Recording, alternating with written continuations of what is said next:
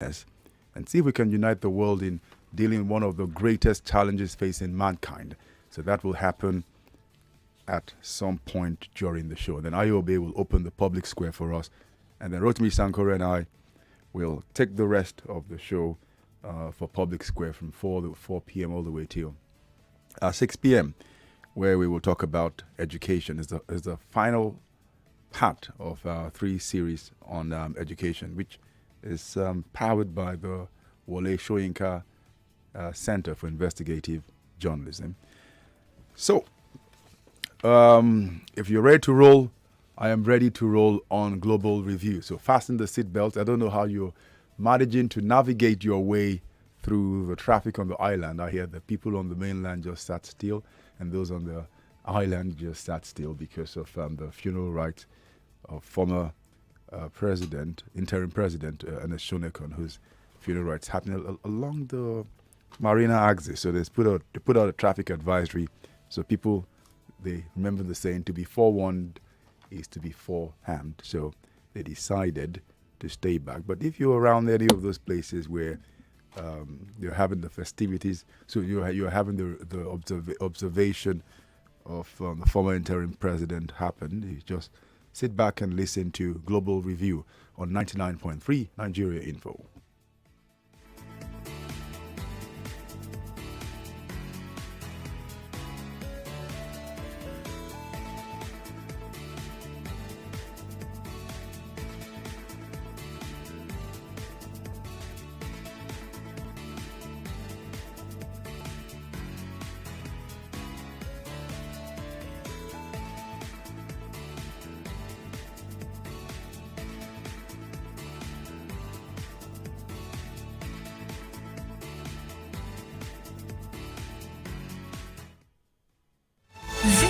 This is Global Review on Hard Facts. It's with a heavy heart that I welcome all of you today back in Accra after our virtual meeting last week. I want to thank you for your presence in this extraordinary summit, which will focus on the emerging threats in our region that stem from the military interference in Mali and its contagious influence in Guinea and Burkina Faso. Fortunately, the attempt 2 days ago to overthrow the democratically elected government of President Umaru Sissoco Embalo of Guinea-Bissau by a military coup failed, and the would-be putschists are being rounded up as we meet. I speak for all of us when I applaud President Embalo for sustaining the validity of the democratic institutions of the Republic of Bissau. Your presence here is a strong indication of your willingness to find a sustainable solution to the resurgence of the canker in our region. Let us address this dangerous trend collectively and decisively before it devastates the whole region. That's the chairman of the Economic Community of West African States and the president of the Republic of Ghana, Nana Addo Dankwa Akufo-Addo. This was yesterday, the extraordinary heads of government summit. Nigeria's representative Vice President Yemi Oshibajo, and he went on to talk about the greatest concern and of gravest danger to the West African sub-region. In 18 months, it appears that every time we talked about this, we have something happening. On, was it Monday or Tuesday, I had the president of the African Bar Association to talk about the danger the West African sub-region was throwing itself into and about whether this was threatening the continent's democracy. And just as we were speaking, the guns were blasting away in Guinea-Bissau. As you heard from President Akufo-Addo, he said, like we got to know eventually, that coup was foiled, and all the ones who were responsible for this being arrested, even as we speak, and the investigation is going on there. So shortly after that, they went to do a closed-door session. The journalists were asked to leave, and then the head of the ECOWAS of the ECOWAS Commission, Kassi Brew, briefed the journalist afterwards and listen to this, and then we can come talk some more. By the way, you can join the conversation on WhatsApp, 0809 597 5805. Again, 0809 597 5805. I'm not going to be talking for much, but because I want to hear what you think about after you listen to Cassie Brew, the head of the ECOWAS Commission. We can come talk some more. So here's Cassie Brew.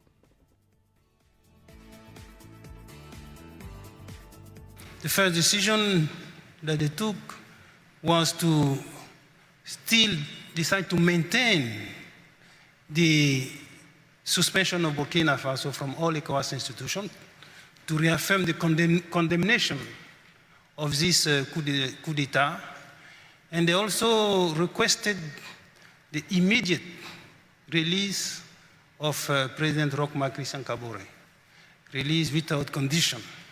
And on this point, the head of state were very, very firm, because they are expecting really this to be done very, very, very, very quickly. And finally, still regarding Burkina, the head of state decided to request the current military authorities to MPSR to very rapidly propose a timetable for the restoration of constitutional order. So this is really, in a nutshell, what has been discussed and concluded by the head of state regarding Burkina Faso. Cassie Brew, the head of the ECOWAS Commission there, briefing journalists and other stakeholders about what had happened when the heads of government were locked in closed doors in Accra, Ghana. One of the big questions several journalists posed at Cassie Brew after he read out the communique, and I got a copy of the communique here, and so you could ask me questions around the other decisions when I opened the phone lines, was whether the sanctions ECOWAS had meted to Burkina Faso was enough deterrent to tell the boys in khaki and berets and jackboots to stay away from the government houses across the African continent. The journalists seem to suggest that those sanctions and those rules meted out to them to prevent the next one from happening wasn't strong enough. But he said it's a slow process because there's ECOWAS protocols and they do things by the rules, which is why it may look slow, but he said they are effective, and they had the back and forth with the journalists, which is what I'm bringing to you straight away. Do you think that the sanctions meted out to military juntas that take over civilian governments is strong enough to persuade them to remain in the barracks and not interfere with the running of state? The numbers to call: 0700 993 993 993. Again, 0700 993 993 993. And then on WhatsApp, it's 0809 597 5805. Again, 0809 597 5805. That's on WhatsApp, rather. On the female line, it's 01465 7190. Again, 01465 7190.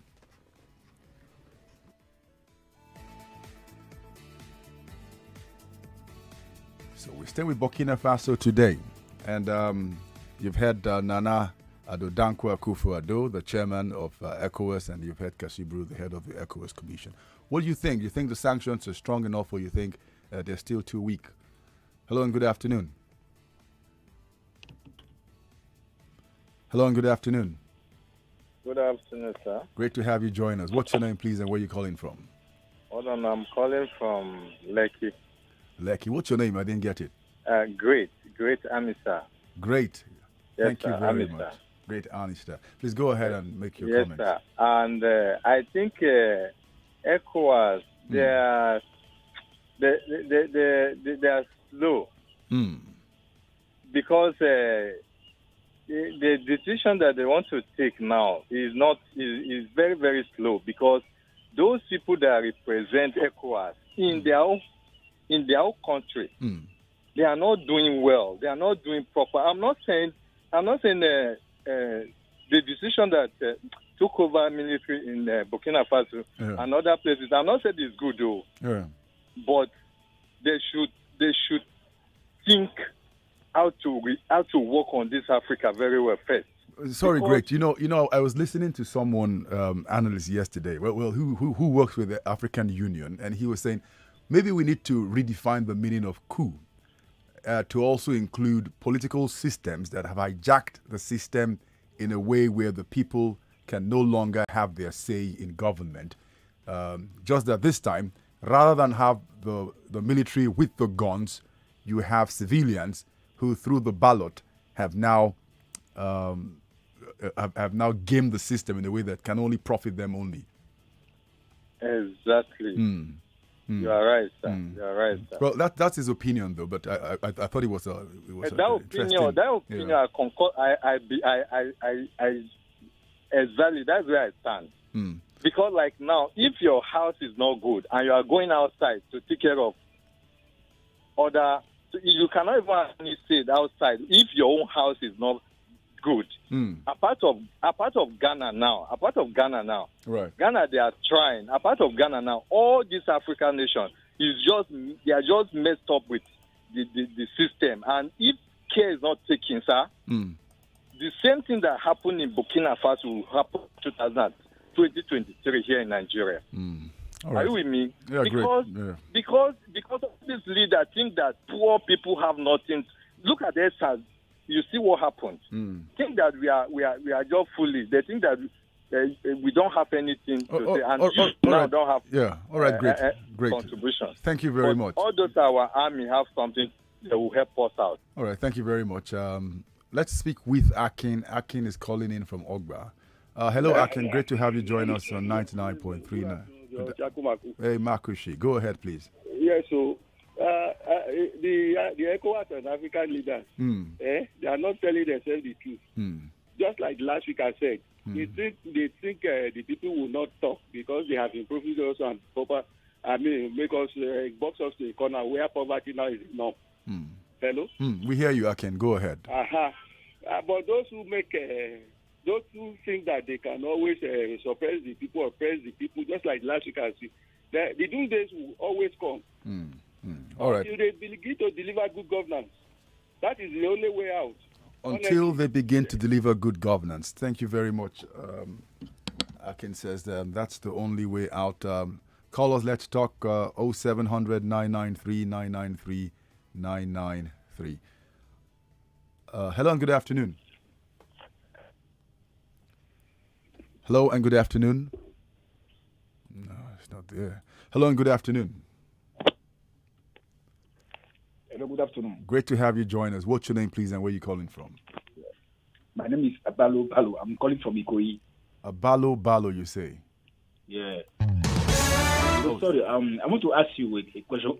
So, who is president of ECOWAS? I want to know. Well, so they have the ECOWAS heads of government, which is headed by the Ghanaian president, Nana Addo Dankwa Akufo-Addo. And then you have the ECOWAS Commission, which is the administrative structure of ECOWAS, Casibru.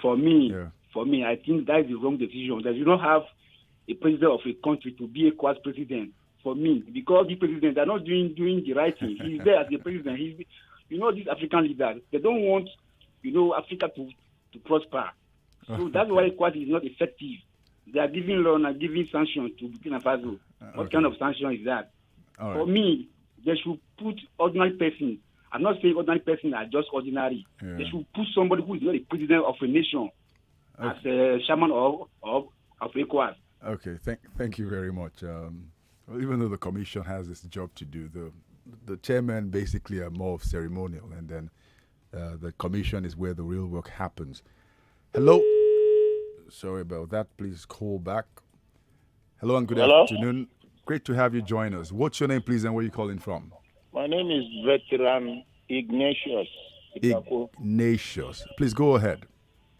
Good afternoon, and thank you for this topic today. I'm going to need you to move away from the device. You're too close to it.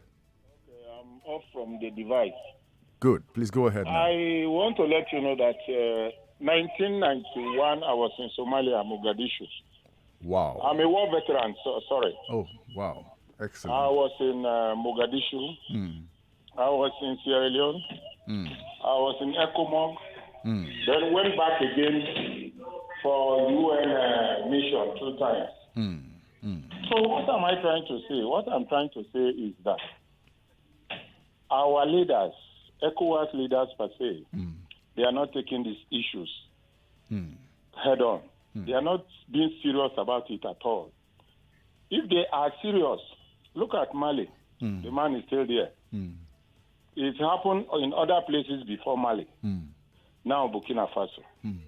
Then the military, they will be there trying to buy time, going to their banks and wherever they want to go and make themselves comfortable before. I don't know why they cannot take serious look at a president is in their hands. It don't supposed to be so this time around. So Ignatius, what are you advocating? That they use force? They use force to get them out of there? Civilians can flush out military. If you don't know, it has happened in other places before. Journalists can flush out military. They don't have any government, but they don't have guns. They don't. Their pen is mightier than guns. Nobody fight guns with a gun nowadays. Fight war with guns nowadays. So what I'm saying in essence is that in that meeting in Ghana, Accra, Ghana, right, they're supposed to have come out with immediate sanction and immediate answer to this problem in Burkina Faso. It's not supposed to be like that. Before I let you go, because you know that ECOWAS doesn't have ECOMOG anymore. They don't have a standby force. Are you advocating that they put up a standby force? I'm advocating they should bring back all those things in those days. Look at what Zulum, the governor of Borno State, was saying yesterday. That if we don't take time, ISWAP will take over Nigeria. It's the same thing happening. If we don't take time, the whole West African countries will be taken over by military. All right. You think they cannot do it in Nigeria?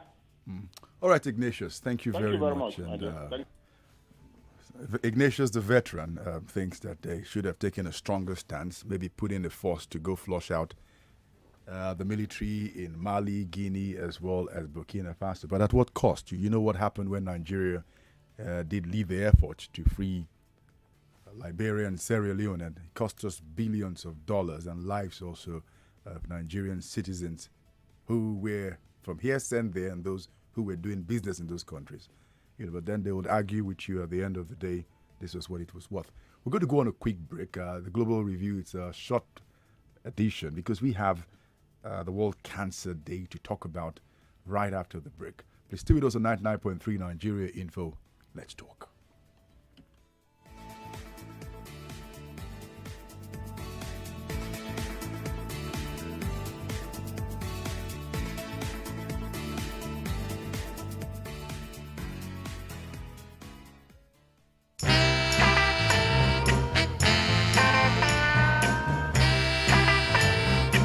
This is an infomercial.